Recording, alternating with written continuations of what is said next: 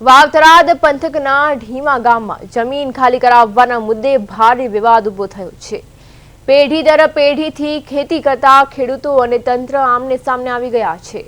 મામલતદાર કચેરી દ્વારા જમીન પર પ્રવેશબંધીના બોર્ડ લગાવી જમીન ખાલી કરાવવાની કાર્યવાહી હાથ ધરાતા ખેડૂતોમાં ભારે રોષ ફેલાયો છે। ખેડૂતોનો આક્ષેપ છે કે હાઈકોર્ટ તેમજ સ્થાનિક કોર્ટમાં કેસ ચાલી રહ્યો હોવા છતાં તંત્ર બળજબરીથી કબજો લેવા આગળ વધી રહ્યું છે। ગત 8 મેની સાંજે નોટિસ આપવામાં આવી હતી અને ત્યારબાદ સવારે જ જમીન ખાલી કરવાનો આદેશ આપવામાં આવતા ખેડૂતોમાં અસંતોષ વ્યાપી ગયો હતો।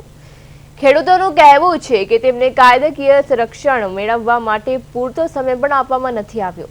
ખેડૂતોનો દાવો છે કે તેઓ વર્ષ 1975 થી તેમજ રજવાડા સમયથી આ જમીન ખેડતા આવ્યા છે।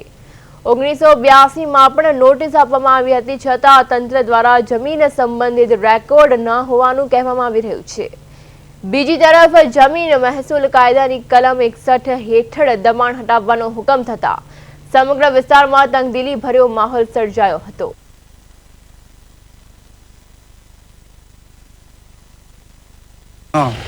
મને નથી વાપરતો 56 વર્ષ તો મને થયા છે તો બી હજી એના આગળનો કબજો છે સાહેબ। એટલે દાદાવારીનો છે એટલે વેઠ પ્રથામાં મળેલી અમને જમીન છે રજવાડા વખતની, બરાબર। એટલે આધાર પુરાવા પણ છે।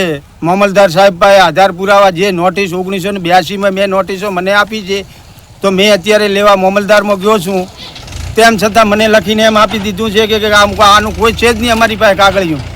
એટલે કર્મચારીઓ પાસે કાગળિયા ન હોય તો અમે ખેડૂતો પાસે કાગળિયા છે તો કર્મચારીઓ પાસે કેમ ના હોય?